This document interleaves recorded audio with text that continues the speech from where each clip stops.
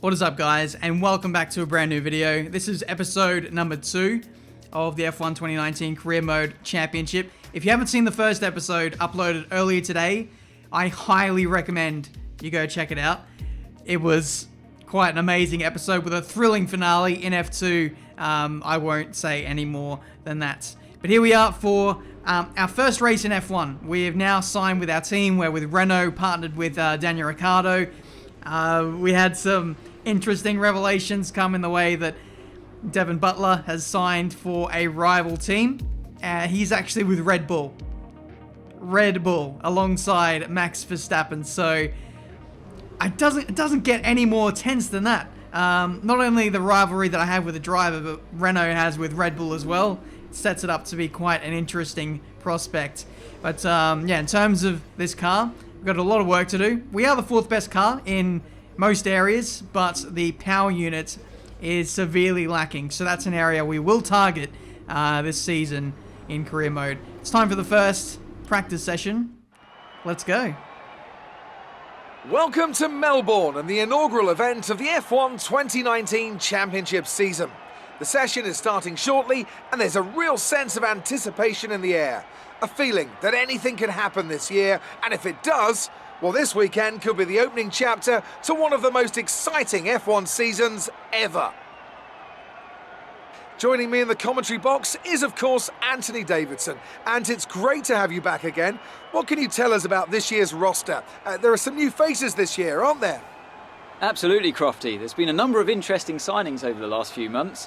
Where would you like to start? Let's talk about Day. Right, well, this is definitely someone to keep an eye on. Well, they've been signed up likely in no small part due to the way they carried themselves in the Formula 2 Championship. They have a great track record of putting the team first. At one of the races, they even gave up their own position when their car had a technical issue, so that their teammate Lucas Weber, who also debuts here today, could get ahead. That kind of team spirit could take them a long way this season. Those two aren't the only new faces from Formula 2 this season, are they? No, this season will introduce fans to George Russell and Lando Norris, two very promising young British drivers. Plus, we'll meet Alexander Albon from Thailand, and finally, Devin Butler. Now, Devin was a bit of a controversial figure in Formula 2 last year. He racked up a lot of penalties over the course of the season, including one where he collided with his closest rival. It was a nasty clip. Now, certainly after the event, they were nothing but professional in terms of how they spoke about the incident with Devin, but it's hard to imagine them being as polite about it behind closed doors. I think this rival will be one to keep an eye on over the next few races, as both drivers take their first steps into the world of Formula 1. Alright, it is go time. Time to find out exactly how this Renault handles. But first, we've got that inevitable lecture with the engineer. This first race of the season is always quite difficult for us trackside, and for those back at the factory as well, as it's the first time the car has run since winter testing. The more consistent mileage you can get in these sessions, the happier we'll be. Alright, so time for practice. We're going to find out exactly what this car can do. We're going to go through all the practice programs. I'm not going to go through all of them in great detail. They're all pretty much the same as what F1 2018 is, so there's no need to touch upon it all too much. But let's get out there. I'm really excited to drive this car. Okay, the track is green right now, so take a few laps to get the tyres up to temperature. Try and feel your way around. Tyre blankets off. Car's on the ground. Hands on the wheel.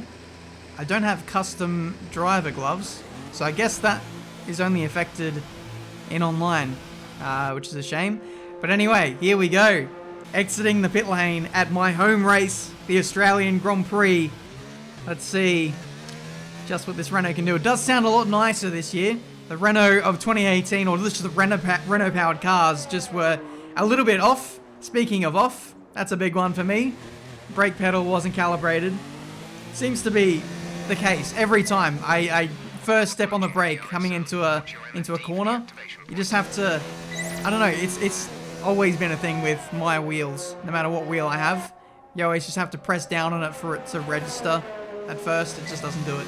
But anyway, track acclimatization, you guys are pretty familiar with this. Hit all the gates, and you should be pretty sweet. I feel like the practice programs, in general, I feel like they might be a little bit easier this year. But what I didn't realize was I was unintentionally running at a lower difficulty for practice, which we will sort out, I think, for practice 3 or qualifying. Good day today. Let's have your take on it. It's been a lot of hard work, but here you are making your debut in Formula One. You must be thrilled. Yep, pretty happy. This is my 9th debut in Formula One. So how are you finding things at the team? Are you settling in? Might be my 10th debut if you count 2010. Yeah, 10th debut. What was the question? Oh yeah. What are you expecting out of this season? Are you just aiming to find your feet in Formula One, or do you see something more? Nice to see all the questions are pretty much recycled from the last game, but we'll go straight down the middle. Great. Well, that's everything. Cool. Let's head off for practice 2 now. We're going to be driving the car in a little bit more anger this time. In practice 1, I'm not going to lie, I was fannying about a little bit. But this time we're going to be pushing the limits a little bit more, as you can see through the high-speed chicane. The curbing on the outside of the exit of that chicane has been reprofiled. There's no longer grass there. So it's nice to see that it's just like real life. Don't get up on there sideways like I did. That might be problematic, but otherwise feels quite satisfying to actually drive over it, to be honest. But this is the race practice program, I think. We nailed that. That was fine. And I think we look pretty competitive in this session. You can see we're up by 2 seconds over our teammate. He was on the hard compounded tyre, but then I did a qualifying run and went a second or two faster. So this is the point where I realized, okay, I'm on a lower difficulty. I thought I was on 105 because I've heard from the devs that the AI is much, much harder this year. But it turns out I was on 100, which shouldn't be the right difficulty for me. I should be running maximum or close to maximum. I need to find the balance because the game is actually harder this year in the way that the AI works. So we're going to stick it at 110 for this weekend. I think I might lower it for Bahrain because Bahrain is a very, very strong track for the AI. But who knows? Maybe the game is a bit more balanced circuit to circuit now. But anyway, here we are for practice 3. We're again pushing very, very hard in this session. What I didn't realize is we didn't have any fresh sets of soft compound tires for this session.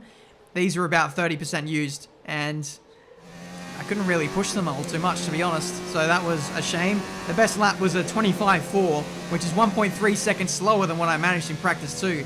So competitive-wise, we were absolutely nowhere, and I do put that down to the used set of tires that we had on the car. So looks like the softs are not a very versatile compound when they do go off, or when they do get a little bit of wear. The lap time is just absolutely not there. So we may be looking at getting rid of these tires very early on in the race, or maybe even not even using them if we don't have to start on them for, the Grand Prix. But that's practice 3, much less competitive, but at the same time, didn't have the tires to do anything. We're just about ready to kick off today's qualifying here in Melbourne. It's the Australian Grand Prix. And as we count down to that green light, I have to say, Anthony Davidson, that this rain is not showing any signs whatsoever of abating. I imagine we'll be looking at some last-minute setup changes to better adapt these cars to the conditions. What do you think? The trouble is, Crofty, they need to be thinking about the race tomorrow. You don't want to go jacking up the ride heights and piling on a few points of extra downforce that you're not going to want in the Grand Prix itself. The Parc Fermé regulations mean that you have to make that choice. The best thing the drivers can do is adapt with the tools they have available in the cockpit. Moving the brake bias forward will help stop the rear end slipping out under braking, and opening up the differential can really help tame the oversteer on corner exit. The drivers that can make best use of these techniques will have the best chance for success here today. Right, we've lost telemetry. We've lost pretty much all sensor information. It's being looked into now, so just bear with it for a few minutes if you can, please. If I was actually a real driver and didn't see the timer of when it would be fine, I'd be crapping myself now, knowing that qualifying has just started and we've just discovered a fault. But anyway, it's a game, and we're able to continue in 40 seconds. So we have a rain-affected session. Unfortunately, I didn't put it on long qualifying, which includes Q1, Q2, Q3. That's a mistake on my part, but it doesn't really affect things all too much. It'll be a race where we start on fresh tires anyway. But here we go. This is the setup. I wanted to play around with the downforce levels, but I wasn't at a stage where I was comfortable to play around with this. Now, I might have uploaded a video already where I talk about setups, but I actually did that video like a day after this one, so just bear in mind that the timing of the videos that you're seeing on my channel aren't exactly lined up with when I actually made them. So at this point I was less experienced with the game and not as confident. But anyway, I just thought I'd stick it down the middle and really gauge where I stood relative to the AI. So I didn't want to play around with the setup all too much to really confuse things. But the rain really has thrown a spanner into the works, and we just have to deal with it, to be honest. So we'll see what the car is, what I'm capable of, more likely in the rain. For those who know me, I'm not the best wet weather driver. I seem to lack confidence sometimes. It just comes down to, yeah, just feeling out the conditions, just knowing how much grip I have. That's something I feel like I struggle with a little bit. It takes me a little bit of time to get used to. But the more I play the game, the better I get at that. And I feel like I'm starting to get into the groove of the F1 games a little bit on my channel lately. I haven't been playing the F1 games as much, but you know, now it's peak F1 season, so I'm going to be really dialed into the game fairly soon. I feel like I'm getting there already. But anyway, 4 minutes to go in the session. I think this is our fastest lap of the session that we do. Just for reference, we tried to do an extra couple of laps after this one, and we either got held up by traffic or just unfortunate things that just kind of prevented us from getting the lap time in. But you can see we're up by 6/10. If you remember back to the last lap, I had a massive tank slapper out of the final corner. I kind of put that down to using higher amounts of ERS deployment and also being too eager on the throttle. This time I'm much more patient on the throttle. Got a nice and smooth exit out of the final corner, and now you can see we're up by 7/8. Puts us up into the top 10, right behind our teammate Daniel Ricciardo. We start another lap, and all of the traffic comes out. It's bloody peak hour traffic here at Albert Park, and we just get met with the full brunt of it, unfortunately, and that was our qualifying session. So it's 8th place, but more importantly, Devin Butler has only gone and got pole position in his first race in Formula 1 in a Red Bull. How has he managed that? This guy just has a knack of pissing me off. We need to get this Renault as fast as we can, as quickly as we can.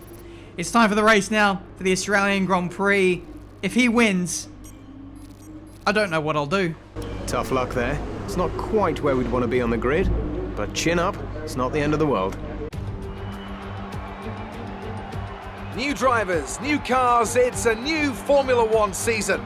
But it's the same Albert Park that we've come to know and love for more than 2 decades now that plays host to round 1 of a 21-race championship that takes us from here in Australia across the globe and the eventual season finale at the Yas Island circuit in Abu Dhabi.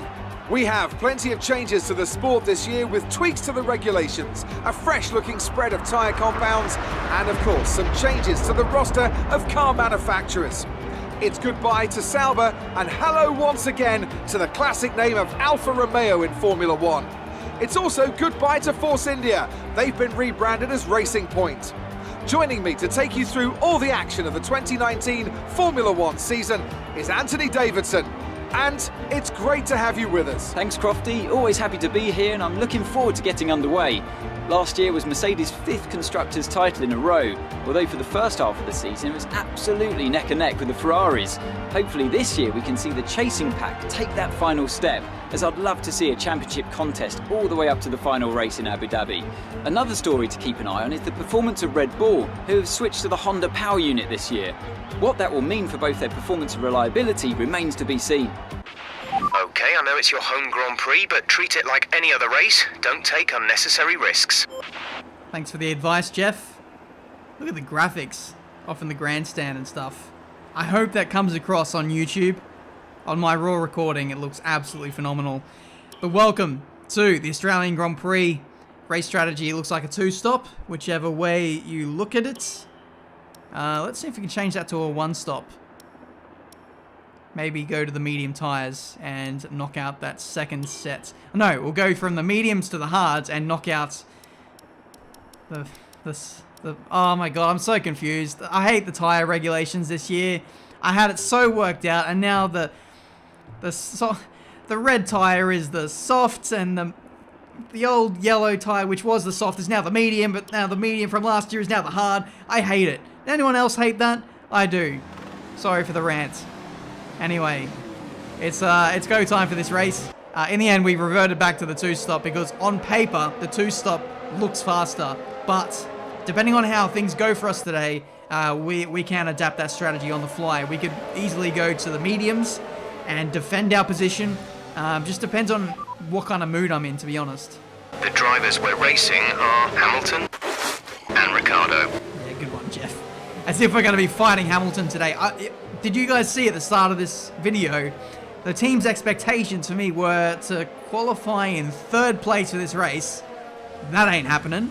And they wanted me to finish the race in P6, I think.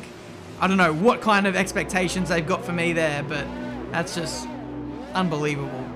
But it's go time for this race.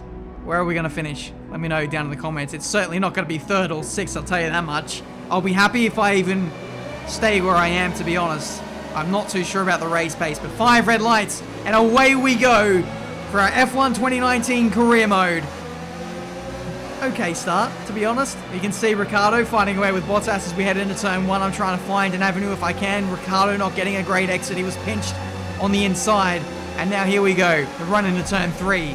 Up the inside of my teammate, we might get Bottas as well. Leclerc looking a little bit slow and boxed in by Verstappen. Bottas still holding it there in the inside. And there we go, P6.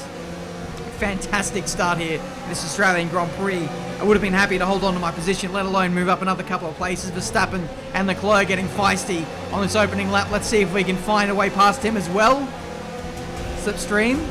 We could get Verstappen here if we're feeling desperate, but we'll just settle for getting Leclerc if we can. Squeeze him out. P5.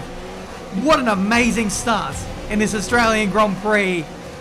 I've been aggressive, but all the openings were just there and I just took them. So let's see what we can do from here in this Australian Grand Prix. Now, sorry for repeating the name of the Grand Prix. That's a habit I do. I'll try and shake that if I can. Leclerc back up the inside into turn 1. Not good. He's already got the measure on us, but yeah, after the good start, we made the most of the AI getting boxed in, and you can see that the natural pace of the Ferrari and the Mercedes coming into fruition now. It's awkward, isn't it, when you're kind of you're in the upper midfield with the Renault that we have now. We're obviously fighting top teams here, but you know, I think what I was meant to say is obviously we don't have the pace to stay in front of these guys. So really, fighting against the likes of these guys isn't the smartest idea. So if Bottas gets a good run on me, I might be inclined to let him go through, but not when he's trying to go around the outside of me there. That's only going to result in lost time. So we're going to hold on to it for now. DRS is going to get enabled at the end of this lap, and that'll mean that Bottas has a much easier chance of overtaking me. He might be getting the move done here. Turn 1. We're going to hold the outside. Bottas compromise, but he holds on to the position. The AI are a lot more racy this year. They look for slipstream, they look for gaps, they go for dive bombs, and most importantly, they're more aware, I feel like, than what they were previously. Like, look at this. This is Sergio Perez going for a move on the outside of Ricciardo. You see, he went from one side of the track to the other. Insane. Now we're fighting off our teammate, Ricciardo in the slipstream and DRS. But I am struggling. Early doors of this Australian Grand Prix. My qualifying pace, yeah, it was great, but race pace doesn't look like that.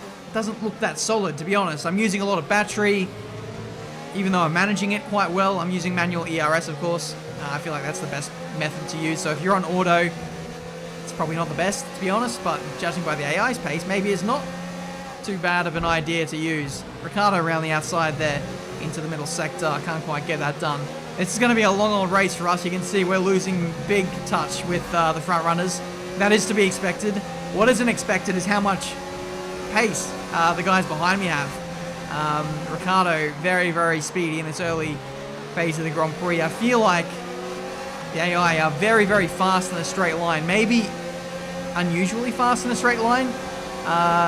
That's still up for debate. But Ricciardo goes around the outside into turn 3. Very nice move, if I do say so. But yeah, It's a bit deflating, isn't it? Seeing your teammate, hang on, team radio. You have 2 stops remaining. 2 stops remaining in the strategy. Pit window will open in 3 laps time. Pit window opens in 3 laps. That's what I was going to say. It's a bit deflating, isn't it? Seeing your teammate just absolutely do one around the outside of you so early on in the career mode. But this is launch day. We have a lot more time to find. We can get a lot faster at the game. We can improve our setups. So, I mean, from a challenging standpoint, this is good. This is good to be taught a lesson. Are we talking to the engineer again? What are we doing? I think I actually pressed the button accidentally there, so ignore that. We're going to press on with this race. We're 7 laps into this stint now, and the tyres actually don't feel too bad. They've actually felt much worse than what they did in practice. Track is a lot more gripped up, so that's probably helping things and allowing the tyre to go longer than what it did earlier on in the weekend. Virtual safety car is deployed. What's this for? As George Russell, his car has come to a halt. Devin Butler actually said something about this. It's better to be in a front-running team, or the front of F2, than what it is to be at the back of the field in F1 and having a struggling car, not able to do anything. Daniel is ahead of you. Gap to car in front is 4.9 seconds. They're on old softs. Their tyres are 8 laps old. We think they've got 2 stops remaining. So pretty funny to see Devin's point being brought up straight away after the first race, which is interesting. But anyway, just thought I'd find out what my pace is with my teammates and see what his strategy was. Engineer did confirm that he is still doing the 2-stop, which I'm starting to have doubts about. We've gone 9 laps into this race. We're now pitting for softs. The original strategy was actually... God, I've done it again. The original strategy was to go on the red stripe tyre, but I've gone for the mediums now. And this gives me the option to run to the end now. I could stretch these tyres to the end, but I still have the flexibility to pit for the red striped softs, again, to switch to the 2-stop in this race. So I'm just leaving my options open at the moment. We've got one of the Haas cars looking pretty pacey behind us. God, I hate the bloody tyre regulations this year. Here comes Daniel. He is going onto the softs again. So he's committed to the 2-stop strategy. But to be honest, I'm not feeling it. We've gone 9. Oh my God. We can't take you right now. Pit in next lap. These team radios, man, they're peeving me off. We've gone 9-10 laps already into this race. I feel like these mediums that we've got on right now could go to the end. I just feel like if we were going to do the 2-stop, we should have stopped earlier as a team. Ricciardo stopping on lap 10 and then going on to softs again. I just feel it's a bit of a wrong strategy here from Renault. They've been making some bad strategy calls in real life. That's ridiculously close to Grosjean into turn 3 as he got the move done. But yeah, I'm in a bit of a mess at this point. I'm starting to realize that race pace isn't that great. Strategy at the moment, I don't know. I don't know. I really don't know. I think we need a safety car, potentially. But let's see if this works out. We might be able to gain some time on some cars if they are doing the 2-stop. A few more people are coming out of the pit lane now. Gives us P11. Straight back down to P12 as Kvyat flies past us like a torpedo on the straight. And he gets through. So let's see if we can follow him through. It's a bit awkward, to be honest, racing with people on faster compounded tyre while I'm on the harder tyre. So, yeah, just biding my time at the moment. Stroll behind on slightly fresher medium compound tyres. And this will be a battle that might go to the end if we decide to stick it out on this strategy. He goes to the inside through turn 3. We're just going to say nope to that and hold on to P12. Tyres are at 20%, so on the grand scheme of things, not too bad. We probably could make it to the end based on that tyre wear. So I think I'm going to stretch it here, guys, to the end of the race on the 1-stop. I think we've lost a little bit too much touch with our teammate to make the 2-stop work now. We have to make another stop and claw back so much ground, and I just don't think we have the natural pace to reclaim a spot in the point. Whereas if we do a 1-stop here, where the ball is in our court, we're the ones that have to defend the position. And I feel like that's going to be more successful for us today. Here goes Stroll up the inside. Gave me a bit of a push there, actually. And to be honest, I probably could have left him a bit more space there, side by side. And job done. Nice brake check there. Appreciate that.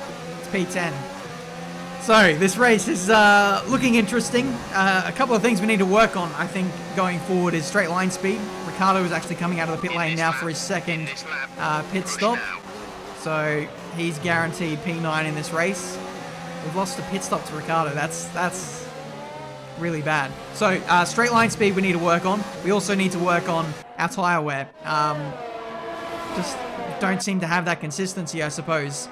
But yeah, probably not the greatest idea if I'm struggling for tyre wear to go for a one stop on the two softer compounds. It might have been a safer idea to go into the hard compound tyre to stretch to the end. But no one else seems to be doing that. I think the majority of the AI are actually doing a one stop on the two softer compound, with Ricardo and the two Haas's being the only exception to doing a two stop. 5 laps of fuel remaining. So it's an interesting prospect now as we have 5 laps to go in this Australian Grand Prix. It's side by side with the McLaren on the start finish straight. Sainz gets through for P10 and we are now out of the points. My God, that was a battle. Here he goes on the straight. I literally just gave him enough room to get through. I think I got this millimeter perfect. And it's a really good illustration as to how good the AI are this year. That we were able to race this close. We didn't get held up massively. It was a nice, efficient overtake from Sainz, to be fair. And now we're back on the attack on the run into turn 3. Up the inside. He actually locks up quite massively there. And allows us to get P10 back. So that was very, very lucky. I thought I was gone. I really needed a counter-attack there. Otherwise, that would have been our race strategy out the window. Now, here comes the Haas's. These guys are on fresher medium tyres. I think they stopped around halfway through the Grand Prix, so they've got about 5-6 laps fresher tyres than what we do, so they'll have a big pace advantage. Wait, no, they're on the 2-stop, but they've got much fresher tyres. Max Verstappen is out of the Grand Prix. Honda power unit failure, it seems, so that could give us an extra point or two as he pulls off to the side. Let's see if there's a safety car or not. If there's a safety car, that'd really question my strategy. I think I might stay out if there is a safety car. But I do love pitting in when a safety car comes out. But I think we're pretty much committed to this strategy now. Here comes my former teammate, Lucas Weber. I still don't know what to call him. I think I'm going to call him Weber. Very, very close quarters there through the middle sector. Tyres are looking far from ideal. 74% on the left rear. Not looking good. 2 laps to go in this Australian Grand Prix. The Haas's are now fighting it out for P10. So this could give me a bit of breathing space. I'm really, really low on fuel. 0.1 of a lap. And also the battery isn't looking too flash either. 20% for that as well. So we need to save a little bit while we've got a bit of clear air behind us. And then we'll charge it up for this last lap in an effort to hold on to this position. So here we go. Last lap of the Grand Prix. Here comes the Haas's. Weber round the outside. Bloody hell. Weber round the outside. He gets the move done and we're only holding on to a singular point here in this Australian Grand Prix. Will we hold on from Grosjean? It remains to be seen. Sebastian Vettel wins the Grand Prix. We're nearly a lap down. That's pretty depressing. And no reaction from Seb there. It's a bit of a shame that the AI don't celebrate after crossing the line to win the race. They used to do that halfway through F1 2018. They just kind of stopped. But anyway, half a lap to go. 82% on the left rear. We're in puncture territory at this point. So I'm really just trying to hold on for dear life. I can't stress the tyres too much through the high speed. Otherwise the back end will step out. So I'm having to drive within the limits of this car. I don't really have that much control over it. We just went red with fuel. Very, very low on battery. 13% left. We've got literally nothing left in the tank when it comes to this car. And here goes Grosjean around the outside through the final couple of corners. We're giving the big squeeze. But to be honest, I think that was mainly understeer as we just have nothing left with the tyres. Sainz has got through for P11 and we will just hold on for one single point. Okay, pick up rubber and bring it home. Ferrari have really pulled it out of the bag today. It's a great win. Tell me, Ant, how did they manage to achieve this win? Well, they certainly stood out as a driver with tons of confidence on the track. I think their ability to keep their cool, even during some of the more hectic parts of the race, meant they were able to capitalise on the mistakes of other drivers, giving them the opportunity to make their way to the top spot with ease.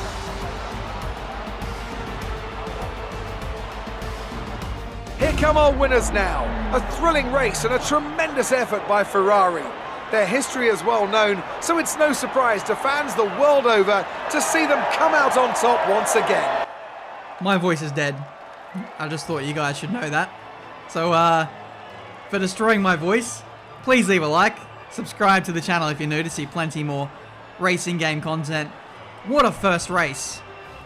That was incredible. We really had to fight hard to get 1 point.